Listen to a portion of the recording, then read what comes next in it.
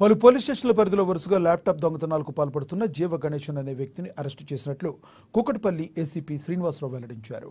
ఈ సందర్భంగా నిందితుల వివరాలను వెల్లడించారు. నిందితుడు జీవ గణేశన్ అనే వ్యక్తి తన ఊరి పక్కన ఉన్న కుమార్ అనే వ్యక్తితో పరిచయం ఏర్పడింది. వీరిద్దరూ దొంగతనాల్లో ఎక్కువగా డబ్బులు వస్తాయని ముంబైలో సెల్ ఫోన్, ల్యాప్టాప్ దొంగతనాలకు సంబంధించి శిక్షణ తీసుకుని దొంగతనాలకు పాల్పడ్డారు. విద్యార్థులు, ఉద్యోగులు ఇంట్లో నిద్రిస్తున్న సమయంలో ల్యాప్టాప్స్ను దొంగతనం చేసి అమ్మేసి జల్సాలకు డబ్బులు వినియోగించినట్లుగా వెల్లడించారు. తేదీ 23 నాడు కేపీహెచ్బి ఎల్ఐజి ఫేజ్ 1 ఫేజ్ 7లో ల్యాప్టాప్ దొంగతనాలైనాయని చెప్పేసి కంప్లైంట్ రాగా ఎస్హెచ్ఓ గారు, క్రైమ్ డిఏ గారు వాళ్ళ టీం తోటి కేపీహెచ్బిలో ఎల్ఐజి ఫేజ్ 1 ఫేజ్ 7లో తిరిగి అక్కడ కేసులు రిజిస్టర్ చేశారు. ఈ స్టూడెంట్స్ ఇల్లు తీసుకొని ఇండివిజువల్గా డోర్స్ తెరుచుకొని నిద్రపోతున్న సమయంలో ఈ ల్యాప్టాప్స్ దొంగతనం చేశారు. ఈ ఎల్ఐజి ఫేజ్ 1లో 3 ల్యాప్టాప్లు, ఒక మొబైల్ ఫోన్ పోయింది. ఫేజ్ 7లో ఒక ల్యాప్టాప్ హెచ్పిది దొంగతనమైంది.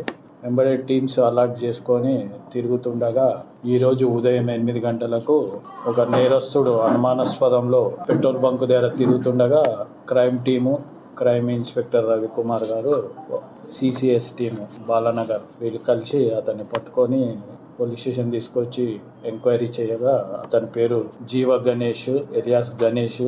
ఇతను స్వస్థలము వెజిటేబుల్ మార్కెట్, పటంచెరువు, సంగారెడ్డిలో.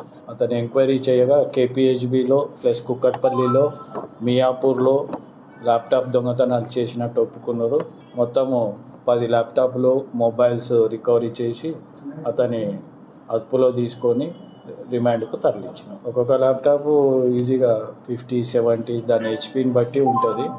టోటల్గా వచ్చేసి 6 lakhs నుంచి 8 lakhs వరకు ఉంటుంది. ఇంతకుముందు ఈయన మేస్త్రి పని చేసేది. ఇతనికి ఒక ఫ్రెండ్ అయ్యిండు కుమార్ అని చెప్పేసి, నా వెంబడి బాంబే రారా, నువ్వు ఎంత చేసినా ఈ మేస్త్రి పనిలో ఏం ఉపయోగం ఉండదు, బాంబే తీసుకొని పోయి ఇతనికి దొంగతనాలు నేర్పించారు, ఈజీ మనీ ఎట్లా చేయాలి అని చెప్పేసి ఈ ఐటీ ఎంప్లాయీస్ని ఎంచుకొని ఇండ్లలో రాత్రిపూట పని చేసి మార్నింగ్ పని చేసుకొని వచ్చి నిద్రపోతుంటారు అదమర్చి. ఆ టైంలో ల్యాప్టాప్ ఎట్లా కొట్టేయాలని